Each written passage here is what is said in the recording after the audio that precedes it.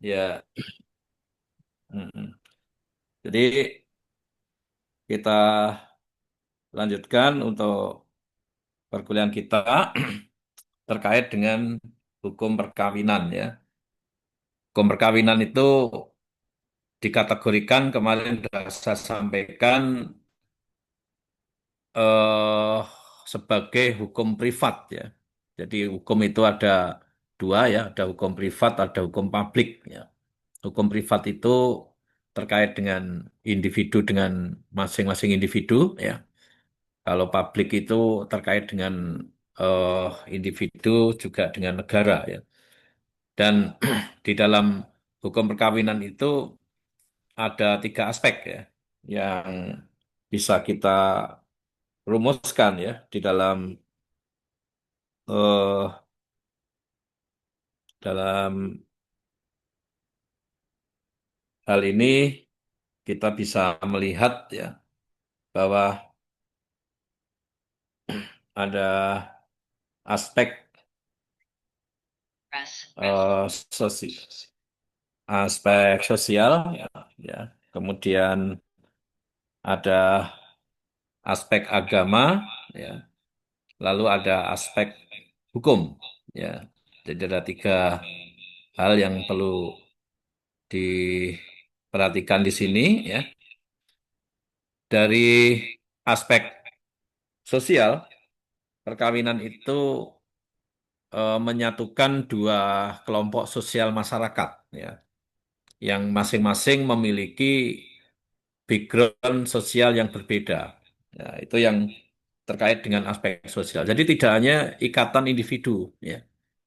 Ini yang harus kita pahami bersama karena di situ ada dua budaya, dua karakter sosial masyarakat ya, yang masing-masing memiliki eh, background sosial yang tidak sama. Nah, kalau di Indonesia ini sangat beragam ya. Perkawinan itu juga menimbulkan eh, aspek-aspek sosial yang sangat beragam. Ya. Kemudian yang kedua, ya, di dalam hukum perkawinan Islam, khususnya di Indonesia, itu ada aspek ibadah. Ya. Jadi tidak sama dengan hukum yang hukum perkawinan di negara-negara sekuler. Ya. Nilai pertanggungjawaban. Ya. Kalau di masyarakat eh, Barat, perkawinan itu berhenti pada aspek perjanjian kedua belah pihak. Ya. Tidak melihat dari pertanggungjawaban secara spiritual, secara keagamaan. Ya. Sehingga di negara-negara Barat itu yang penting dalam perkawinan itu ada aspek persetujuan, ya, karena ini menyangkut perjanjian, perjanjian kedua belah pihak. Jadi dengan ada, kalau di dalam Islam ya, terutama negara kita ini kan bukan negara agama, ya, tapi negara yang berketuhanan, yang Maha Esa. Ini bedanya ya. Kalau di eh, apa namanya negara kita ini selalu ya mengaitkan dengan agama. Jadi selalu mengaitkan dengan eh, hukum agama itu sendiri. Sehingga dalam rumusan Undang-Undang Nomor 1 Tahun 74, Pasal 1 Ayat 1, itu kan juga bisa kita Pasal 2 Ayat 1 ya. Nah, di situ menunjukkan adanya sebuah definisi yang mendasarkan kepada agama. Ya. Di dalamnya mendefinisikan bahwa perkawinan itu adalah ikatan lahir dan batin ya, antara seorang laki-laki dan seorang perempuan sebagai suami istri dengan tujuan membentuk keluarga yang sejahtera ya, yang kekal ya, berdasarkan ketuhanan yang Maha Esa. Ya, sekali lagi definisinya, kalau dalam eh, perkawinan di negara kita itu ya, ikatan lahir dan batin antara laki-laki dan perempuan. Jadi tidak mengenal perkawinan sesama jenis. Jadi di negara-negara kita ini sebagai negara yang mendasarkan kepada ketuhanan, tidak mentolerir adanya perkawinan sesama jenis. Jadi kalau ingin nikah sama jenis ya harus keluar dari negeri ini ya. Kemudian tujuannya apa? Tujuannya perkawinan adalah membentuk rumah tangga, bukan untuk eh, saling mendominasi ya. Ya, sehingga di situ nilai-nilai agama ini sangat penting. Ya. Kemudian dengan tujuan membentuk rumah tangga yang bahagia dan kekal. Jadi tidak ada niat untuk mengakhiri perkawinan itu dengan perceraian. Ya, kemudian kekal ya. Kekal itu artinya ya di sini ya sampai kedua belah pihak itu ada yang meninggal ya. Intinya begitu. Sehingga di dalam eh, prinsip dari peradilan agama ya sebagai lembaga ya, peradilan itu bedanya ya kalau pengadilan itu adalah eh, lembaganya, kalau peradilan itu adalah prosedurnya ya, sistem di dalam peradilannya. Sehingga ada istilah peradilan agama, ada istilah pengadilan agama. Ya. Kalau peradilan itu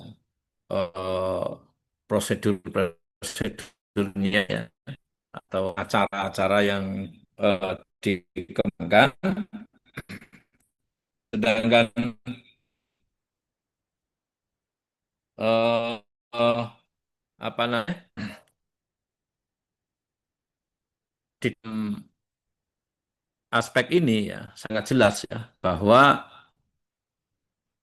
lembaga peradilan pengadilan agama ya, ya jangan ya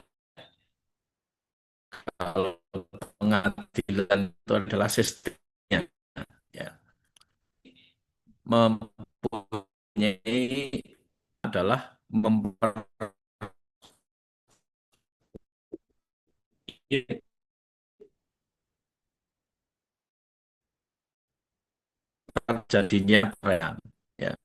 Kemudian berdasarkan kepada ketuhanan yang Maha Esa. Jadi ini kisi-kisi yang perlu dicatat ya. Kemudian dari aspek hukum ya. Dari aspek hukum ini dalam ini saya perbesar ya ini. Bisa nggak ini?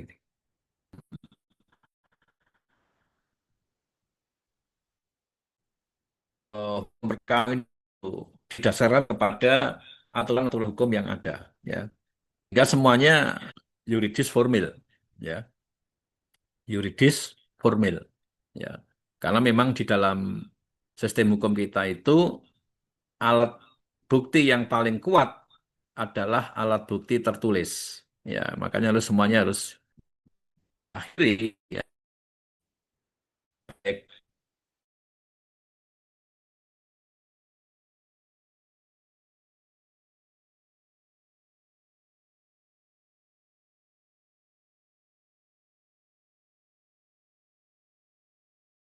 gugat. Nah, itu lebih dulu lewat mekanisme yang disebut eh, apa ini penyelesaian ya di luar peradilan dalam penyelesaiannya seperti itu ya yang kita sebut dengan litigasi dan non litigasi. Ya, ini istilah yang juga perlu dipahami. Jadi dalam penyelesaian sengketa dalam rumah tangga itu bisa secara non litigasi dan secara litigasi.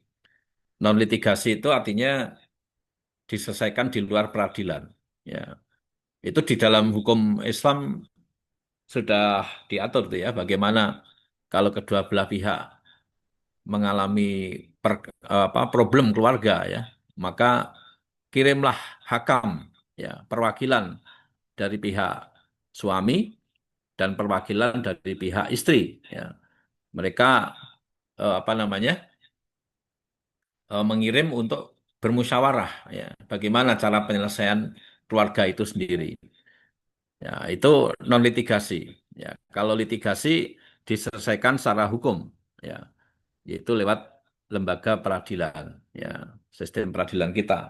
Dan disinilah prosesnya mengikuti hukum secara formil. Hukum formil itu hukum yang terkait dengan prosedurnya, prosesnya, ya, maupun hukum secara material. Ya. Jadi dari aspek hukum ini kita lihat, ya, ada beberapa hal, ya, yang kita apa namanya jadikan sebagai dasar di dalam sumber hukum perkawinan itu sendiri. Ya. Dan perlu saya tegaskan bahwa hukum itu ada dua, ya, yang kita kenal dengan hukum positif dan hukum normatif. Ya, misalnya dalam Al-Quran itu kan ada yang sudah diundangkan, ada yang belum. Ya, yang kita sebut dengan hukum positif.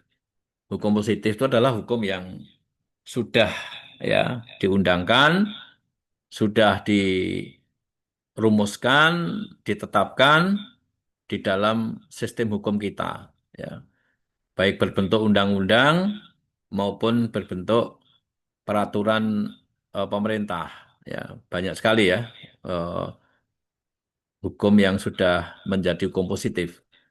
Jadi sekali lagi, ya, hukum positif adalah hukum yang diterapkan di dalam sebuah negara dalam waktu tertentu. Ya, ya, sebentar, ada adzan ini.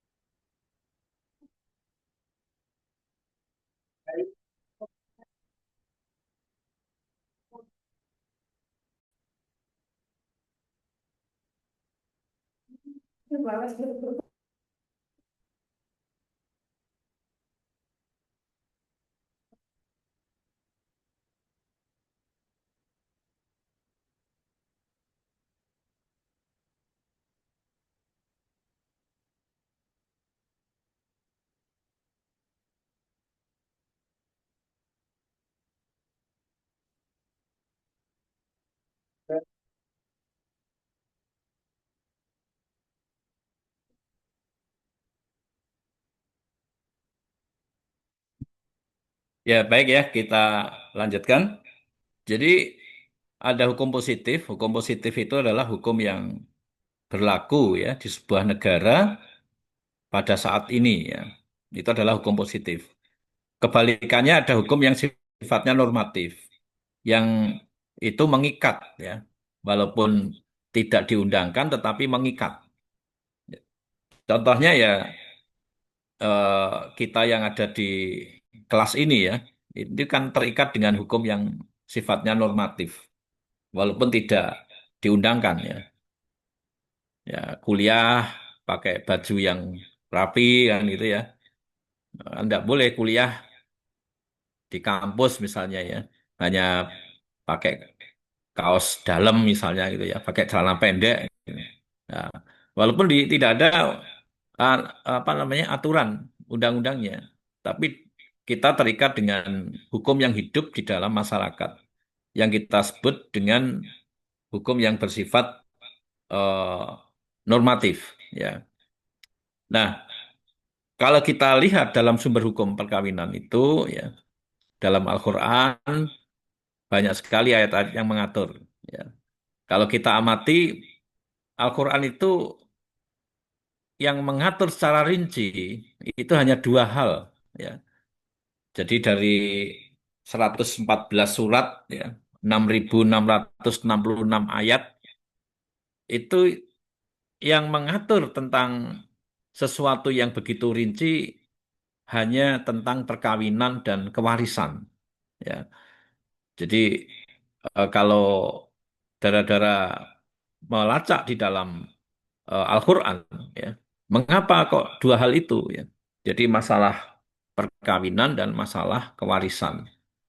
Karena keduanya menyangkut tentang eh, apa ini? Menyangkut tentang kelangsungan hidup seseorang, ya, terkait dengan hukum-hukum yang melekat di dalam diri seseorang itu sendiri.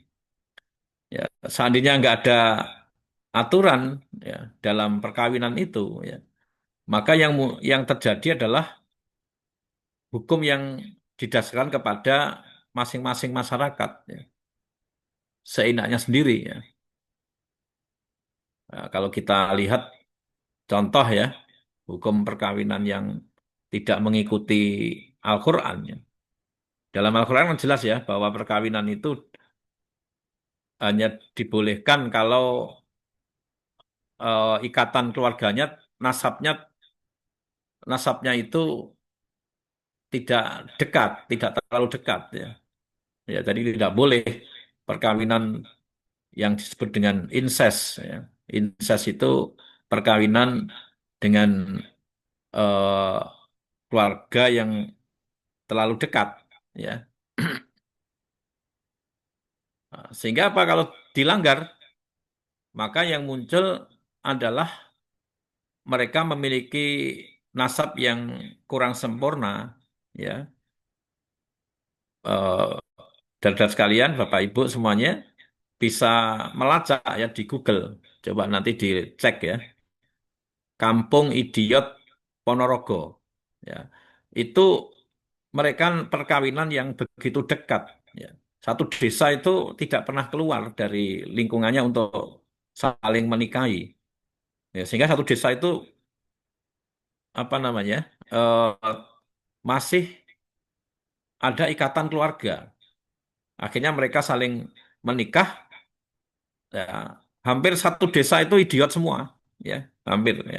Karena di situ menunjukkan bahwa aturan dalam Al-Quran itu adalah dirinya, ya, kembali kepada dirinya. Itu kasus yang seperti, ya, hmm, mereka tidak mau keluar dari komunitasnya, ya, mereka menikah, lalu anak keturunannya juga menikah lagi dengan masih hubungan kerabat, akhirnya menimbulkan perkawinan yang generasi yang tidak sempurna. Nah, dalam istilah biologi itu disebut dengan inbreeding, ya, inbreeding. Jadi perkawinan yang terlalu dekat dengan family, ya. Nah, ya, cara rinci dalam Al-Quran. Kemudian dalam sunnah Rasul, ya, latu, ya,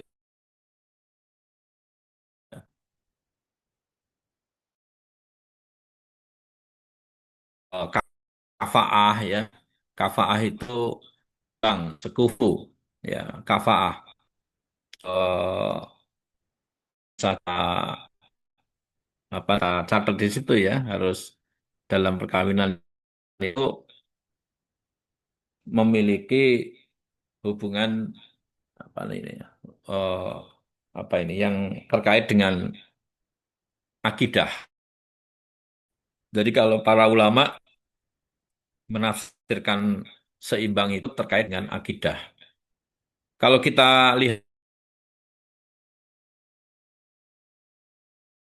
Rasulullah itu di- ya, harus cerdas, ya, harus punya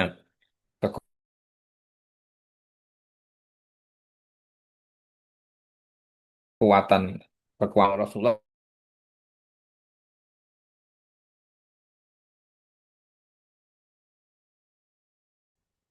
itu kan mertuanya Rasulullah ya. Jadi Ali bin Abi Thalib itu menantunya Rasulullah, khalifah-khalifah itu ya. Jadi sebenarnya kalau kita lihat dalam Islam itu juga harus hati-hati ya di dalam menikah memilihkan keluarganya putra-putrinya ya. Hmm. Ditanya ya, ya ditanya ya bagaimana kondisi keluarganya ya, bagaimana backgroundnya ya.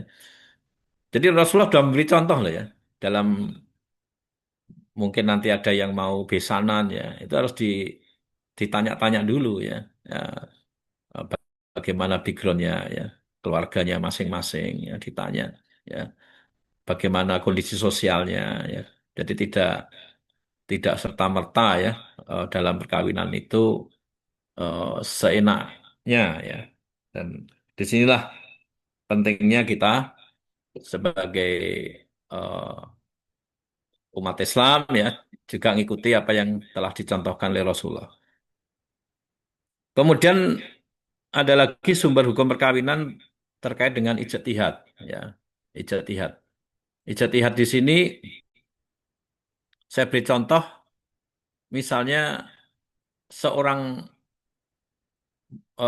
istri ya ditinggal mati oleh suaminya dalam keadaan hamil ya. Ini idahnya mengikuti yang mana ya? Apakah mengikuti masa tunggu? Idah itu masa tunggu ya, masa tunggu kematian. Kalau kematian itu kan 4 bulan 10 hari, ya, 130 hari. Ya. Jadi masa idahnya itu ya harus menunggu 130 hari. Ya. Tapi sekarang ini juga repot juga ya dengan adanya teknologi yang luar biasa ya. Dia nggak boleh keluar tetapi pakai media WA ya. Belum seminggu sudah kenalan dengan banyak orang lewat WA ya, kirim fotonya ya dengan identitas janda baru misalnya gitu ya, dikirim kemana-mana ya. Nah, ini menarik kalau nanti ingin meneliti tentang hal ini ya, bagaimana eh, penafsiran masa iddah pada saat dunia modern seperti ini ya. Nah, tidak boleh keluar rumah tetapi ngirim WA ya, mengenalkan ya bahwa dia membutuhkan pendamping ya, apalagi ini mau lebaran kan itu ya. Padahal baru seminggu suaminya meninggal ya. Itu bagaimana? Nah, ini kalau ditinggal mati 130 hari ya masa tunggunya. Kalau hamil sampai melahirkan. Ya. Ini kemudian bagaimana pendapatnya apa ini Sayyidina Ali ya dan Umar bin Khattab. Ali menyatakan dicari yang terpanjang ya. Kalau dia hamilnya itu baru 1 bulan ya maka sampai melahirkan ya baru 1 bulan ya sampai melahirkan. Tapi kalau dia itu hamilnya sudah 9 bulan ya maka menunggu sampai 130 hari ya gunakan iddah kematian. Jadi malah yang terpanjang ya. Ini contoh ya. Itu sebagai ijtihad. Jadi kalau hamilnya baru 1 bulan, gunakan iddah kelahiran yang terpanjang. Kalau hamilnya sudah 9 bulan, ya tinggal 10 hari lahir, maka gunakan iddah masa tunggu selama 4 bulan 10 hari atau 130 hari. Nah, kalau Umar tidak, Umar bin Khattab itu mengatakan ya idahnya ya kematian, bukan kehamilan. Ya. Walaupun hamilnya baru 1 bulan, ya. Kalau sudah 4 bulan 10 hari dia boleh nikah. Ya. Karena seorang janda yang lagi hamil itu memerlukan pendamping segera, ya, untuk menguatkan secara ekonomi, ya, secara sosial. Ya. Nah, ini pendapatnya Umar bin Khattab. Ini saya beri contoh ya, yang yang disebut dengan ijtihad. Ijtihad itu usaha yang sungguh-sungguh, ya, berpikir keras untuk menemukan hukum terhadap peristiwa hukum yang dihadapi. Ya, itu namanya ijtihad. Ya. Jadi berusaha sekuat tenaga, mengerahkan segala pikiran ya untuk menemukan hukum baru. Ya, itu disebut dengan ijtihad. Ya. Nah, juga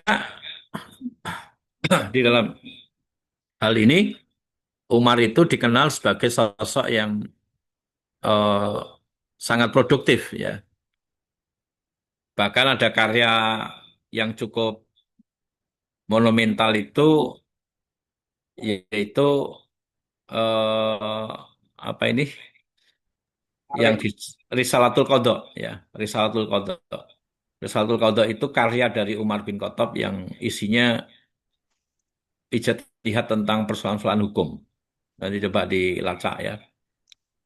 Kemudian yang berikutnya sebagai sumber hukum perkawinan ya, yaitu Undang-Undang Nomor 1 Tahun 74 yang minggu kemarin saya beri tugas ya untuk melacak ya dari Undang-Undang Nomor 1 Tahun 74 itu sebagai dasar dari Undang-Undang Hukum Positif ya, hukum yang berlaku di sebuah negara yang disebut dengan hukum positif ya.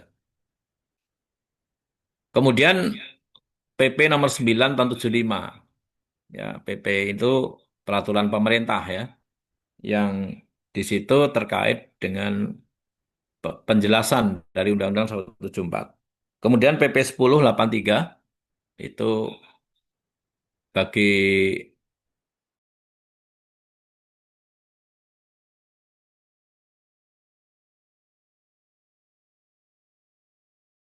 hmm. Mohon maaf Ustadz, suaranya putus-putus.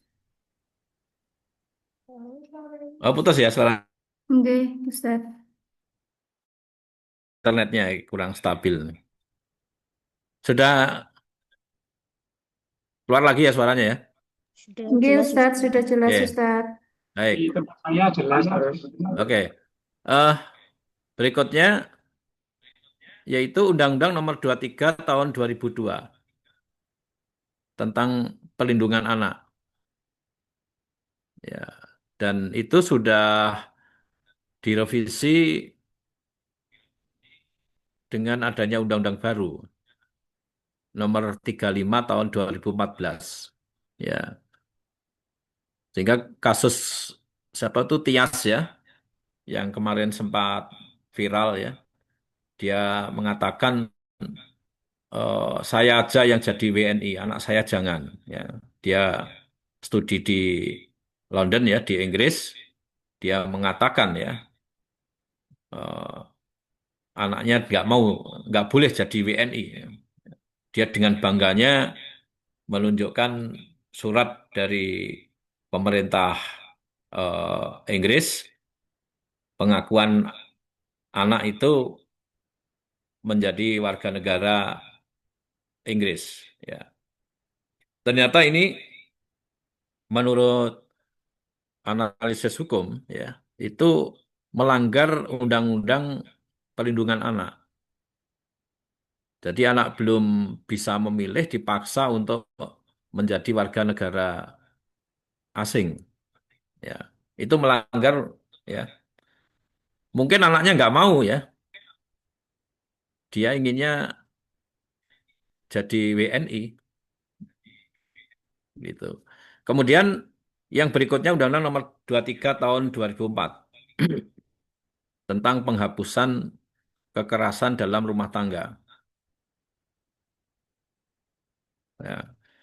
Dan kekerasan itu tidak hanya berupa fisik, tapi juga berupa psikologis, ya, kekerasan seksual, ya. Di dalam hukum pidana itu kan ada itu ya, yang mengatur tentang eh, pemerkosaan di dalam rumah tangga. Ya, itu kalau dalam konsep hukum umum ya. Hmm. Jadi harus mentang-mentang sudah istrinya lalu dipaksa ya tidak boleh ya. Itu melanggar ya undang-undang ya. Orang tidak mau kok dipaksa-paksa ya. Itu bisa dipidanakan ya suaminya ya. Ya. Kemudian Undang-Undang Nomor 12 Tahun 2006. Juga di dalam BW. BW itu Burgerets Wetboek ya. Hukum perdata.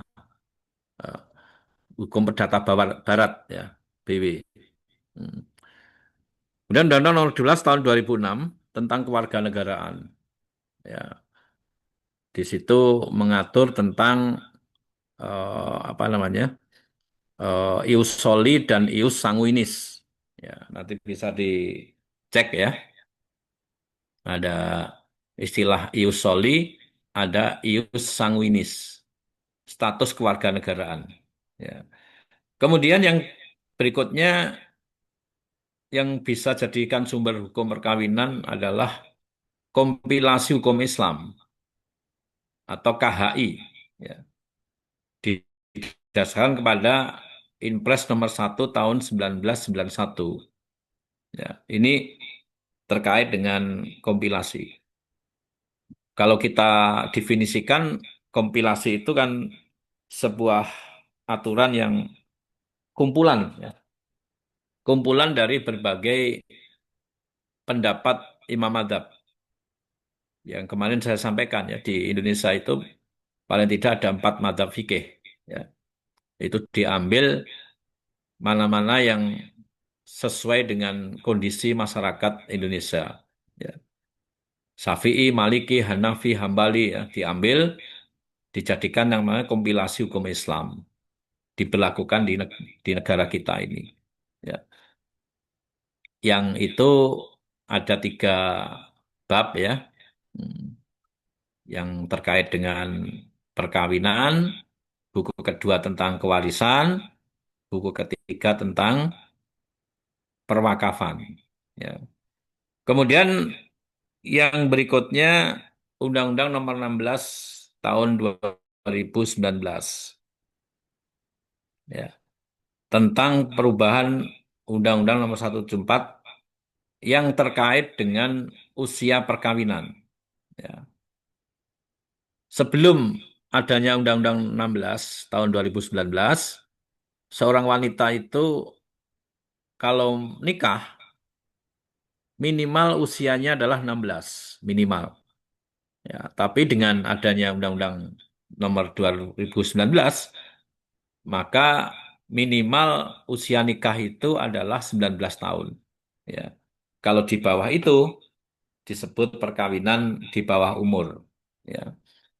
Ini di beberapa masyarakat adat banyak ditemukan perkawinan di bawah umur itu ya. Misalnya tradisi di Madura ya. Di Madura itu sebelum lahir masih dalam kandungan sudah saling dijodohkan ya. Ya kita bisanan sajalah misalnya. Lahir ya masih SD dinikahkan. Sehingga eh, angka perceraiannya juga sangat tinggi. Ya, angka perceraiannya. Karena secara psikologis, secara biologis belum siap untuk reproduksi, ya. Ya karena mereka SD nikah ya, tapi masih main-main dengan temennya, ya sepedaan, sepak bola dan sebagainya ya. Jadi masih seperti anak-anak. Nah, ini eh, salah satu faktor ya penyebab tingginya angka perceraian. Kalau di Malang ini terutama di wilayah kabupaten. Kabupaten itu kan sebagian besar ya di daerah kabupaten itu backgroundnya adalah etnis Madura. Ya, itu Gudang Legi ya, daerah Dampit dan sebagainya itu kan banyak yang eh, backgroundnya tradisi Madura. Ya, perkawinan di bawah umur masih tinggi. Ya. Jadi undang-undang yang terakhir ini ya, Undang-Undang 16 2019 ya, mudah dihafalkan ya. Yang semula usia 16 berubah menjadi 19 tahun.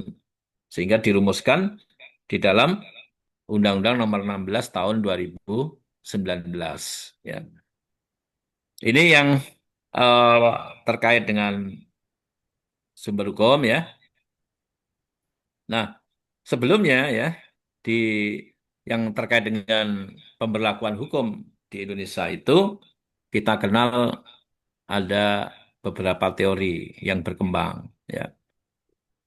Misalnya teori receptio in complexo ya. Ini yang dipelopori oleh Van den Berg. Ya, negara kita ini kan cukup lama ya dijajah oleh kolonial ya, oleh kolonial Belanda ya. Teori yang pertama ini menyatakan bahwa berlakunya hukum itu tergantung dari keyakinan masyarakatnya itu ya. Kalau dia beragama Islam ya otomatis menggunakan hukum Islam. Ini teori receptio in complexo ya. Kalau dia beragama Nasrani otomatis gunakan hukum agama Nasrani. Kalau dia beragama keyakinan adat ya, maka dia mengikuti hukum agama adat mereka ya. Nah, kemudian dibantah oleh teori resepsi yang dikembangkan oleh Van Vollenhoven juga oleh Snogorgonya. Snogorgonya itu misionaris Belanda ya, yang dia dikenal sebagai ilmuwan ya, yang mencoba untuk bagaimana mengalahkan eh, bangsa Aceh ya saat itu ya. Hmm. Sehingga Snogorgonya itu sangat piawai. Dia memahami hukum Islam, pinter bahasa Arab ya. Dan dia juga apa namanya mengganti namanya menjadi Haji Abdul Ghaffar. Snogorgonya itu dikenal itu ya dalam The Aceh Hearse ya, The Aceh Hearse. Ya itu dia menyatakan bahwa hukum agama itu baru bisa diberlakukan kalau hukum adat menerimanya. Kalau hukum adat nggak nerima ya jangan diterapkan hukum Islam. Jadi hukum Islam itu baru bisa diberlakukan kalau hukum adat menerimanya. Contohnya dalam hukum waris, ya itu kan ada istilah segendong sepikul. Ya, laki-laki itu dapat memikul, ya memikul itu dua beban, wanita itu menggendong satu beban. Jadi dalam hukum waris itu eh, apa namanya? eh, Bagian laki-laki dua kali bagian perempuan. Ya, maka digunakanlah hukum agama itu sendiri. Ya. Kalau sekarang, kalau masalah waris itu diajukan ke pengadilan agama, maka pengadilan agama tidak membagi-bagi berapa bagiannya, tapi yang ditetapkan adalah ahli warisnya. Ya, siapa yang berhak mendapatkan waris? Ya, yang kita sebut dengan PAW. Ya, apa itu PAW? Kalau ada orang ajukan ke waris ke pengadilan agama ya, ya maka oleh hakim akan ditetapkan PAW-nya. Ya. yaitu penetapan ahli waris. Bagiannya berapa? Diserahkan kepada masing-masing pihak. Ya. Itu untuk apa ya? Menjembatani kalau terjadi merasa ini ya, dia ingin memberikan haknya kepada saudara-saudaranya. Ya, misalnya ada yang sudah kaya ya, dia ingin memberikan warisannya kepada adiknya. Yaitu di lingkungan peradilan disebut dengan PAW, penetapan ahli waris. Ya. Kemudian ada teori resepsi exit ya, yang dikembangkan oleh Huzairin ya. Itu juga menyatakan bahwa hukum agama itu ya harus diberlakukan. Nah, ini eh, beberapa hal ya yang terkait dengan dasar-dasar hukum di dalam hukum perkawinan kita ini. Hukum perkawinan itu dari sudut historis itu sudah sejak kolonial Belanda itu sudah diatur ya. Dulu eh, KUA itu dikenal dengan NTCR ya, nikah, talak, cerai, rujuk, hanya itu aja. Nah, pengadilan agama itu hanya menangani itu ya. Kalau terjadi sengketa, jadi istilahnya lembaga peradilan agama ya, ya, pengadilan itu kantornya ya. Kalau sistemnya peradilan itu dia hanya menangani perkara-perkara yang terbatas dulu ya. Hmm. Tapi sekarang pengadilan agama juga menangani sengketa tentang konflik ekonomi syariah. Ya. Jadi kalau ada pinjam meminjam, ada pihak yang apa namanya ingkar janji ya dalam bahasa hukum itu apa namanya? Kalau ingkar janji apa namanya? Mungkin ada yang tahu ya. Dia tidak menepati ya, tidak menepati ya, ingkar janji ya Bukan prestasi, dalam Ustadz.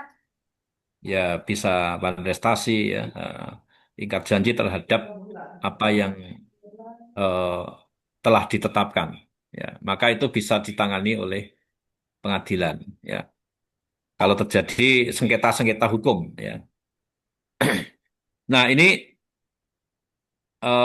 terkait dengan landasan hukumnya ya nggak terasa kita sudah tinggal 10 menit ya.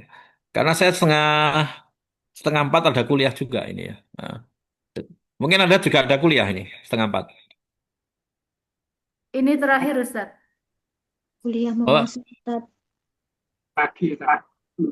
oh, oh ini terakhir ya ya. Soalnya kalau saya nggak ada kuliah, saya teruskan sampai menjelang buka ya. Kita bisa diskusi ya. Mungkin ada yang Memanfaatkan. ditanyakan, silakan Pak Nurali mungkin. Ini saya start Oke, untuk memastikan saja. ya, Tadi kan disebutkan dalam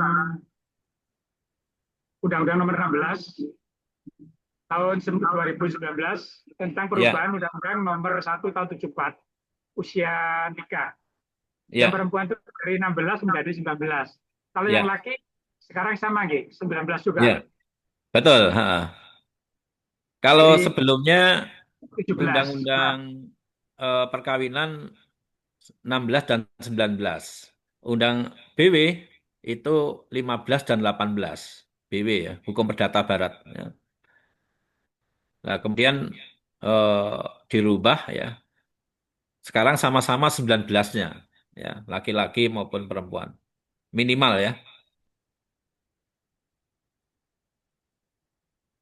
ini Ustaz. Nah, benar. Oke. Eh, mereka juga harus izin kawin ke orang tua ya yang belum berusia 21 tahun ya. Nah, makanya di sini apa namanya eh ada beberapa perbedaan ya di dalam penentuan ya dalam penentuannya. Ada kalau KTP 17 tahun ya. Kalau definisi anak 18 tahun. Di bawah 18 itu anak-anak ya. Kalau membuat SIM juga 17. Kalau nikah itu dianggap belum dewasa kalau belum berusia 21 tahun. Ya. Kalau batas perkawinan 19. Nah, standarisasi usia ini beragam ya di berbagai eh, di berbagai peristiwa peristiwa hukum ya. Nah, ini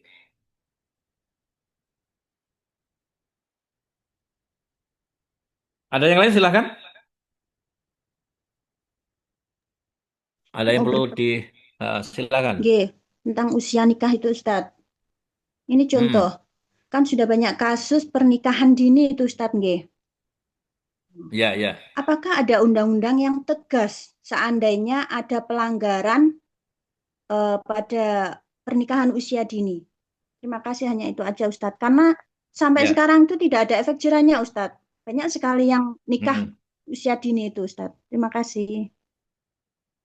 ya. eh Memang di sisi lain ada batasan usia perkawinan ya. Di sisi lain. Tapi ada lagi satu prosedur yang disebut dengan dispensasi usia nikah. Ya, jadi di pengadilan agama itu ya mereka harus mengajukan dispensasi nikah yang belum berusia 19 tahun. Ya, itu boleh ya. Memang ada apa namanya? Ada sebuah dilema ya di dalam sistem hukum kita. Di sisi lain ada batasan, tapi di sisi lain ada media, ada sarana Prestasi. untuk menikah di bawah usia itu, yang disebut dengan dispensasi usia nikah. Ya, ini menarik kalau diteliti. Nah, itu kalau kemudian ada sanksi, ya, ya tidak bisa sanksinya karena dia ada media, apalagi misalnya ya, misalnya ternyata calon istrinya sudah hamil duluan, ya, sudah usianya masih muda, hamil duluan, itu pasti pengadilan akan mengabulkan karena undang-undang kita itu cenderung untuk perlindungan anak, ya. Jadi apa namanya? eh Parameternya, alat ukurnya, pertimbangan hukumnya adalah masa depan anak. Kalau nggak segera dinikahkan, ya mereka anak yang dilahirkan tidak menjadi anak sah. Ya. Apalagi dalam definisi anak, anak itu kan ada anak luar kawin, ada anak sah ya. Anak sah itu adalah anak yang dilahirkan dalam perkawinan yang sah. Dalam dalam perkawinan sah itu bisa saja perkawinan yang terjadi satu hari, kemudian anaknya lahir, maka anak itu adalah anak sah karena lahir dalam perkawinan yang sah. Ya. Nah, itu eh, memang perlu sebuah terobosan-terobosan hukum ya. Yang dan ini tugas mahasiswa ya untuk mengkaji, meneliti. Ya. Kalau perlu juga ada judicial review ya ke Mahkamah Agung ya, ke MA ya untuk bisa di apa namanya dilakukan judicial review. Bagaimana aturan undang-undang itu ya bisa berubah ya. Itu Nggih, saya melihat kasusnya Chef Fuji dulu itu loh, Ustadz. ya Nah, itu. ya Teh Puji ya. Ya, Kalau Syekh Hasan enggak mungkin ya. Nah, ya. Pak Nur Ali Hasan. Pak Nur Ali Hasan ya. Syekh Nur Ali Hasan. Nah. Saya puji itu berhasil, Ustaz. Iya, Anaknya juga sudah besar. Terus, iya, iya. Nggih. Baik ya gitu ya. Saya pikir ya, ini waktunya juga Terima kasih. sudah habis. saya presensi dulu ya. Oh, Inci, Iya, monggo. Ustaz. Hari ini kita gunakan hari Jumat ya. Jumat Nggih. 6 Maret 2000. Ini kok 14. nomor satu ini Mbak Bu Dewi, ya. Dewi. Nomor dua Pak Nur Ali. Tiga Bu Wahyu ya, Wahyu. Nggih, Ustaz. Siapa lagi nih saya lihat di grup ini ya. Bu Oh, Amar. ini. Oh, diisi di grup Kak Nadila ya. Ustaz. Nadila. Hadir Ustadz. Ya, lalu siapa ini? Amarilis ya. Nggih. Hadir Ustadz. Ye. Zardan. Hadir Ustadz. Ye. Lalu siapa ini? Lita. Lita. Ita ya, Ita Krismawati. Lita. Hadir Ustadz. Lita ya, Lita. Hadir Ustadz. Ye. Masih Lita. Yang kedelapan ada? Nggak ada ini? Hanya 7 ya? Nggih, Ustaz. Yang lainnya berhalangan hadir karena kebarengan Ya. dengan jadwal tasmi. Oh gitu. Ya, ya, ya. Baik, saudara sekalian, eh, kita akhiri dulu Bapak Ibu semuanya dengan baca hamdalah. Alhamdulillah alamin. Assalamualaikum warahmatullahi wabarakatuh. Waalaikumsalam warahmatullahi wabarakatuh. Terima kasih, Ustaz. Oke, sama-sama ya.